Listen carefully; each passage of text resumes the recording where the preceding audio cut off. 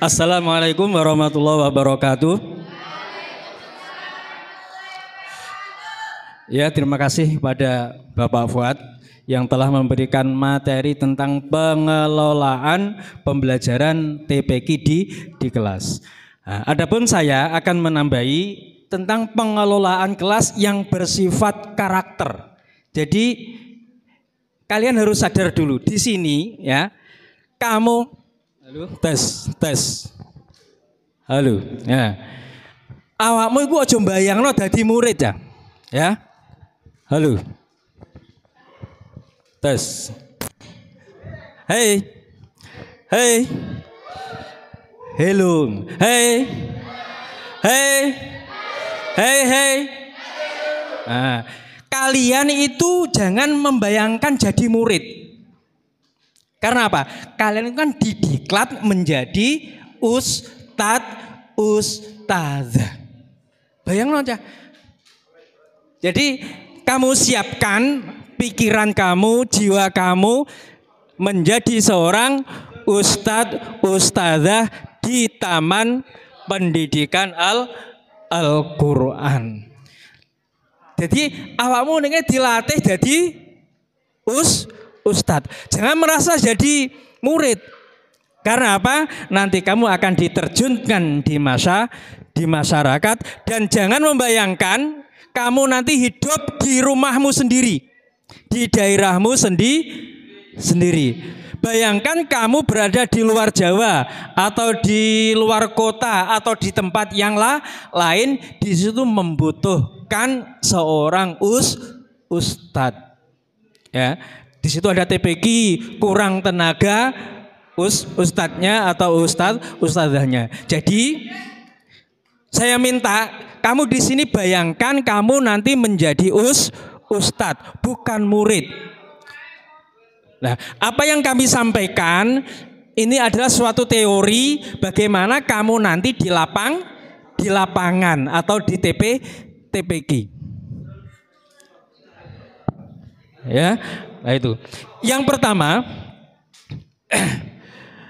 bayangkan ya, kamu itu harus hadir, ya, seorang ustadz. Hei, dengar gak? Seorang ustadz itu harus hadir lebih dulu daripada santrinya. Apa yang dilakukan? Hei, perhatikan, catat dulu. Nanti kamu praktekkan di sana. Ustadz harus hadir 10 menit atau 5 menit sebelum masuk kelas. Ya, Ustadz harus masuk, ditulis. Nanti kamu praktek di sana, lupa nanti langkah-langkahnya. Dan ini langkah-langkah pengelolaan kelas. Ya, ditulis. Ya, ditulis. Nanti kamu praktekkan di TPQ masing-masing. Ya, kamu bukan murid, nanti kamu jadi ustadz loh ya. Nah, sekarang kita belajar jadi ustadz, bukan belajar jadi murid atau santri. Ya, ustadz 10 menit sudah hadir di kelasnya masing-masing, di kelas jilidnya masing-masing. Kalau ada jilid 1 sampai 6, maka sudah ada 6 ustadz atau 6 ruang di situ. Terus ustadz menunggu santrinya di depan pintu, ya, di depan pintu. Itu yang kedua ya. Kemudian santri ketika masuk diajarkan untuk salam dan salaman. Ya. Jadi ketika masuk, ya, dipapak oleh ustadznya. Ya. Santri diajarkan assalamualaikum ya ustadz, ustadzah. Itu yang kedua ya. Yang kedua, santri mengucapkan salam, kemudian salaman. Diajarkan seperti itu. Nah, ini penanaman karakter aja, penanaman akhlak, adab santri TPQ. Bagaimana Pak Ustadz cara salamannya? Salaman yang betul, praktek maju. Salaman yang betul. Satu kan saya ajarkan nanti kamu jadi murid biar ngerti. Nah, dicium pakai hidungnya. Dicium pakai hidungnya. Ya, bukan ditempelkan di pipi, bukan ditempelkan di dahi. Ya sudah. Terima kasih. Ingat, santri diajarkan kalau salaman dengan ustadznya itu mencium tangan gurunya atau tangan ustadznya. Nah, putra dengan kalau masih anak-anak biasanya bisa boleh santri putra ke ustazah atau bu gurunya masih boleh untuk anak-anak untuk menanamkan karakter. Jadi karena TP kita usianya kan usia TK ya. Usia ya 4 tahun ya. MISD ya, MISD itu masih nggak apa-apa. Itu yang kedua. Oh, tapi masih ada keselip tadi. Diajarkan ketika yang kedua itu yang ketiga. Ketika masuk kelas atau masuk sekolah atau masuk masjid, biasakan menanamkan karakter, kedisiplinan, menempatkan sandal dengan rapi. Loh, ini sudah pekerjaan yang remeh. Tapi kalau tidak ditanamkan yang demikian itu, santri akan terbiasa tidak tertib. Coba nanti kalau kamu nanti masuk di TPQ, kamu awasi. Makanya kamu datang lebih awal. Santri diajarkan, langsung dituntun. Ayo adik, sandalnya ditata yang rapi, dihadapkan sekalian ke sana. Terus masuk, naik ke kelas dengan kaki kanan, ya, kaki kanan. Kalau di situ masjid, doa naik atau masuk masjid gimana? Bismillahirrahmanirrahim. Allahumma ftah lana birahmatik juga boleh, ya. Allahumma ftah lana birahmatik. Atau Bismillahirrahmanirrahim. Yang penting ada doa naik ke masjid atau ke kelas. Itu diawasi ya. Makanya ganjarane ustazah TPQ iku luwih gede. Karena apa? Mengenalkan huruf hijaiyah pertama kali itu ya guru TPQ ya. Ya. Ada hadis khairukum man ta'allamal Qur'an wa'al lamahu. Pernah dengar? Pernah. Hafal? Belum. Tirukan ya, biar kamu tahu dasar-dasar mengajar Al-Quran. Tirukan. Khairukum. Yang keras. Khairukum. Man ta'allamal Qur'an wa'allamahu. Khairukum. Man ta'allamal Qur'an wa'allamahu. Sambil pejamkan mata. Khairukum man ta'allamal Qur'an wa'allamahu.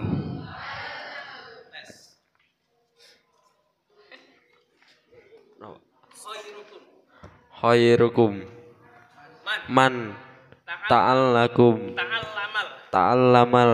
Qur'ana wa'allamahu.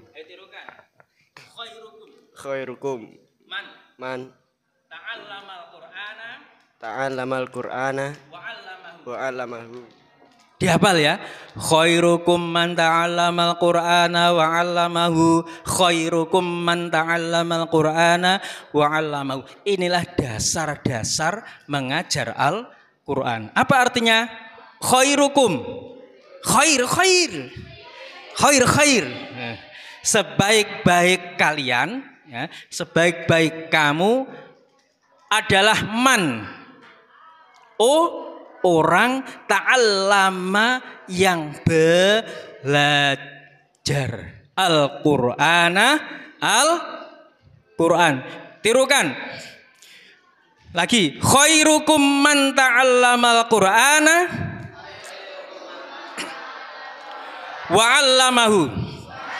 Sebaik-baik kamu adalah orang yang belajar Al-Quran dan mengajarkannya. Tidak ada ilmu yang lain kecuali belajar Al-Quran yang paling baik. Wis belajar opo ae. Masih tinggi kedudukannya yaitu belajar Al-Quran. Tapi kenyataannya generasi kita itu sekarang sudah jauh. Karena apa? Sudah merasa lulus TPQ, akhirnya wis gak ngaji Quran. Ya, ingat tadi yang pertama apa? Siswa datang disambut oleh ustadz atau ustadzah, kemudian santri diajarkan untuk mengucapkan salam. Assalamualaikum ya ustadz, ya ustadzah. Ustadznya menjawab waalaikumsalam. Walaupun terulang-ulang, ya, walaupun terulang-ulang. Kemudian salaman dan etikanya bersalaman ya seperti tadi, ya. Tangan ustadznya dicium. Ora dikon demek panas bathukmu gak? Ora dikon demek pipimu halus atau kasar gak? Enggak. Dicium. Ini mengandung wasilah, perhatikan, mengapa kok harus diajarkan demikian? Di dunia pesantren itu seperti itu, Santri mencium tangan kiainya.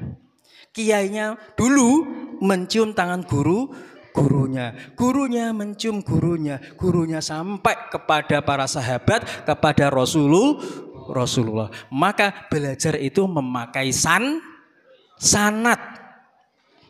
Harus ada gurunya. Sama nggak bisa membaca Al-Quran dengan sendirinya nggak bisa. Karena apa? Karena belajar Al-Quran tanpa guru itu akan benar sendiri. Nggak ada yang menyalahkan. Mesti bener ngaji dhewe iku. Ya, soalnya gak ono sing nyalah nih. Maka belajar Al-Quran tidak bisa belajar sendiri di YouTube, nggak bisa. Harus talaqi, bertatap muka dengan ustadz, ustadzah, dengan guru, dengan kiai. Ya, bayangkan kamu nanti jadi ustadz demikian ya. Jadi salam, kemudian salaman, masuk ke tempat ruangan, ya. Dengan kaki kanan. Diingat-ingat, santrinya diawasi. Itu tiap hari, Tugas ustadz itu berat sekali, ya. Masalahnya yang dihadapi itu anak kecil. Butuh pendampingan terus, pembinaan terus. Naik musola, ya, kaki kanan dulu. Ya, kaki kanan dulu. Turun ketika pulang dengan kaki kiri. Kaki guru, kaki kiri. Nah, kemudian barulah belajar di dalam kelas. Otomatis tadi sudah disampaikan oleh Bapak Fuad itu berdoa. Nah, akan tetapi sebelum berdoa, ketua kelas, ingat, kamu harus mengondisikan nanti. Kamu harus tanya siapa ketua kelasnya. Ya, kamu tanya di TPQ yang kamu tempati nanti, ya. Terus ketua kelas diminta memimpin berdoa. Teman-teman, sebelum kita belajar mengaji, mari kita berdoa kepada Allah Subhanahu wa Ta'ala. Ya, berdoa mulai. Itu yang mimpin siapa? Ketua kelas. Bukan gurunya, bukan ustadznya. Jadi kamu nanti ketika masuk sebelum belajar tanya ketua kelas dulu. Ketua kelas siapa? Ayo dipimpin berdoa. Kalau belum bisa, nah tugas kamu nanti mengajarkan teman-teman sebelum kita mulai belajar mengaji, mari kita berdoa lebih dahulu. Ya, coba tes. Coba teman-teman pegangi. Ini namanya pelatihan loh Cah ya. Pelatihan itu banyak praktek. Ya. Bukan banyak ceramah enggak, tapi nanti banyak prakteknya. Ya. Ini kan penanaman pengelolaan dari segi karakter Cah. Pembiasaan tata krama di dalam kelas. Coba teman-teman diajarkan. Teman-teman.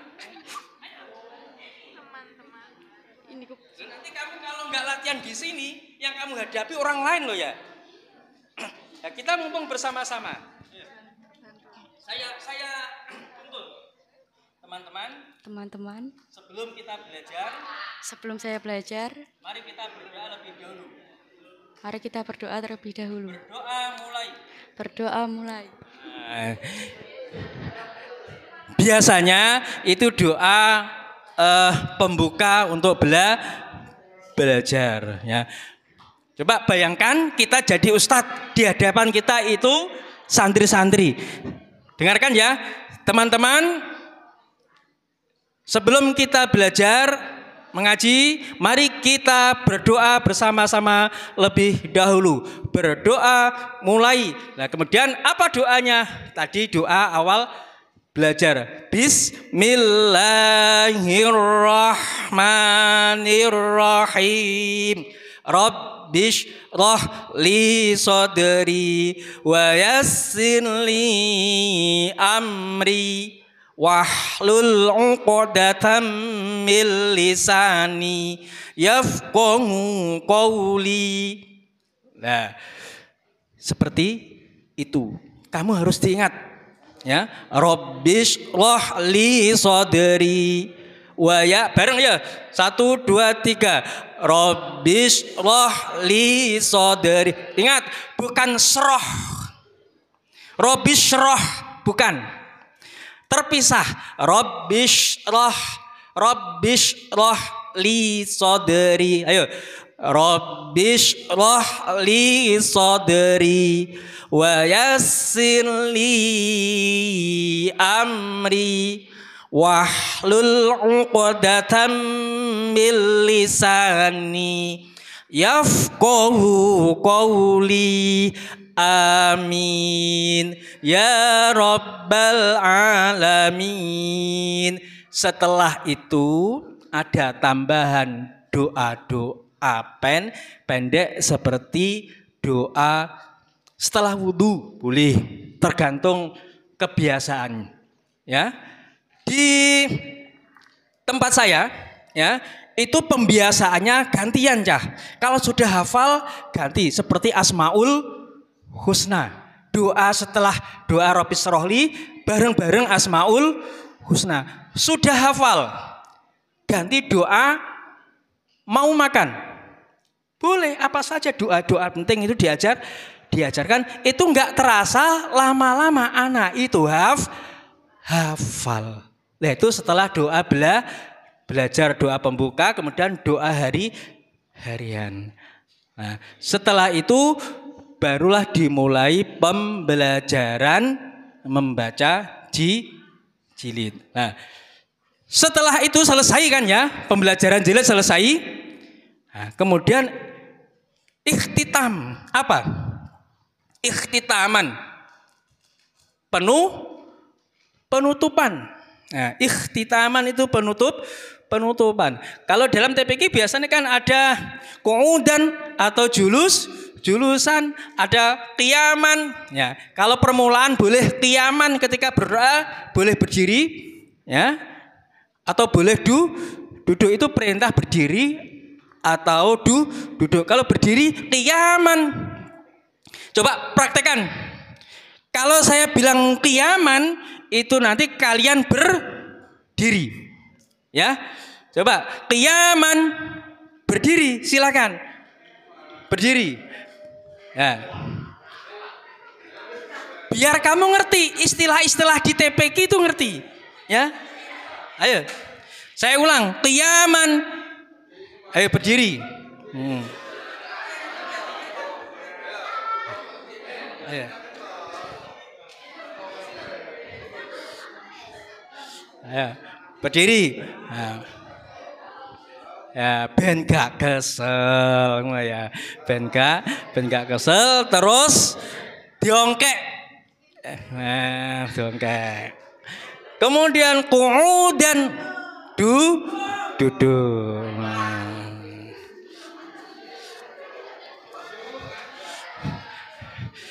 Ingat, tadi sudah ya, saya ulangi. Yang pertama apa tadi? Menata sandal sebelum naik ya, sandal tali yang rapi. Kemudian salam, ucap salam. Ketiga salaman, masuk dengan kaki kanan. Kemudian Ustadz meminta ketua kelas memimpin berdoa. Setelah berdoa pembuka ditambahi doa harian. Ya, doa mau makan. Allahumma barik lana fima razaqtana wa qina adzabannar. Atau doa mau tidur, nanti tidur semua santrinya. Bismikallahumma ahya wa bismika amun. Itu tiap hari, Cah. Kalau sudah hafal baru ganti doa yang lain. Kemudian proses pembelajaran. Yang terakhir ikhtitam, penutupan, ya, dipimpin boleh, ustadznya boleh memimpin doa akhir belajar. Biasanya doanya apa? Allahumma rahamna bil Qur'an waj'alhu lana imaman wa nuran wa hudan wa rahmah. Allahumma dzakkirna minhu ma nasina wa 'allimna minhu ma jahilna warzuqna tilawatahu ana al-laili wa atrafan nar waj'alhu lana hujjatan ya rabbal alamin. Kemudian baru ditutup, ustadznya boleh mengatakan begini, salaman. Yang salam itu muridnya, ya. Perlunya apa? Mengajarkan murid atau santri itu mendoakan gurunya. Wajib ya. Hei, awakmu iki sekolah sepirang tahun, meh 3 tahun. Pernah sekali, tiap hari sekali saja hadiah Fatihah kepada gurunya? Setiap hari sekali saja. Lah nek pengen oleh ilmu barokah, wajib murid atau santri mendoakan gurunya. Wajib ya. Bukan masalah ilmu yang sedikit atau banyak, tapi keberkahan ya. Hei, bukan masalah ilmu kita yang didapat sedikit atau banyak, tapi keberkahan. Ini yang paling kita harapkan oleh barokah ilmu dan ridhonya seorang guru. Setelah itu guru menutup dengan salaman. Murid menjawab gimana?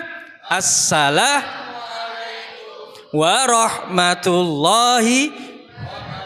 Kemudian sebagai ustadz menjawab waalaikumsalam warahmatullahi wabarakatuh.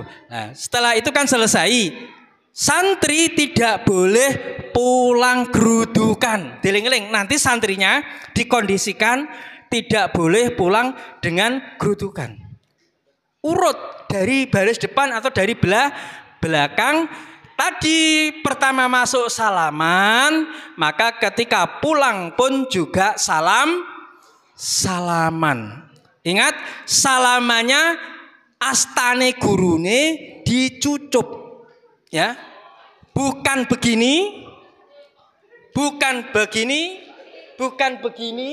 tapi begini, ya.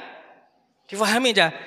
Termasuk kalian juga di MTS, di aliyah, di SMK, adab salaman dengan gurunya itu dicium. Bukan kondemek pipine, bukan demek batuke. Ya? Paham ya? Kan keluar kelas atau turun dari halaman, tadi kalau masuk naik kaki kanan, turun kaki kiri. Ini diawasi oleh ustadznya. Ini prosesnya lama aja, ya.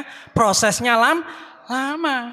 Maka ustadz harus sabar betul mendampingi santrinya. Demikian apa yang dapat kami sampaikan, nanti bisa dilanjut tentang pembelajaran jilid. Jadi saya minta diikuti ya, karena ini adalah sebaik-baiknya belajar adalah belajar Al-Quran, dan kalian nanti mengajarkannya. Saya ingat ya, saya dulu pernah disampaikan oleh beliau Romo Ki Haji Basori Alwi dari Malang, itu dipesani gini. Kullu syai'in zakatun. Ya. Kullu syai'in zakatun wa zakatul ilmi at-ta'lim. Ya. Segala sesuatu itu ada zakatnya. Nah, zakatnya ilmu itu adalah mengajar. Kira-kira kalau harta dizakatkan itu semakin tambah atau semakin berkurang? Tambah. Ya. Kalau merasa hartanya dizakati kok berkurang, ciri-ciri orang bakhil. Merasa hartanya itu baik. Ya. Eman dah, wong bakhil itu eman. Ya. Nah, zakatnya ilmu itu adalah mengajar. Kira-kira wong duwe ilmu ngulang karo gak awet ndi ilmune? Awet sing ngulang cah. Pak guru ini juga belajar cah. Sebelum mengajar juga belajar kemudian mengajar. Jangan pernah berhenti untuk belajar cah sampai akhir hayat. Lah awake dhewe kan gengsi. Wis lulus TPQ, wis gak usah ngaji Al-Qur'an. Wis gak usah budal ning ngone TPQ. Ada tindak lanjutnya, yaitu ke madrasah dininya. Tetapi jangan meninggalkan membaca Al-Quran. Bukan berarti kamu khatam jilid selesai belajarnya. Tidak. Belajar Al-Quran sampai akhir hayat. Terima kasih.